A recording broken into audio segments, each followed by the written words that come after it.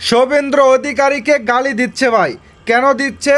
যে হঠাৎ করে এরকম একটা সিদ্ধান্ত নেওয়ার কারণে 14 বছরের আগে কোনো গরু মাতাকে বা গরুকে বিক্রি করা যাবে না বা জবাই করা যাবে না, কুরবানি দেওয়া যাবে না, এবং কি প্রকাশ্যে তো দেওয়া যাবেই না।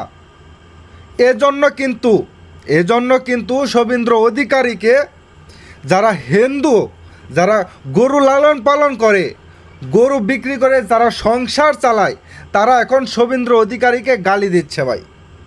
এটা ভাই সত্য কথা। আমি হাজার হাজার ভিডিও দেখতেছি, হিন্দু ভাইরা পর্যন্ত শুভেন্দু অধিকারীকে গালি দিচ্ছে ভাই। এখন আপনার কাছে তো গরু নাই, যদি আপনার কাছে গরু না থাকে আপনি তো এটার মর্ম বুঝবেন না।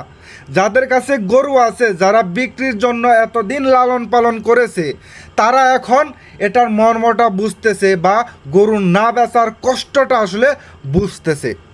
যারা হাজার হাজার টাকা লোন করে গরু কিনেছিল, লালন পালন করছে, তারা এখন কি পরিমাণ কষ্টে আছে এটা আসলে ভাষায় প্রকাশ করার মতো না।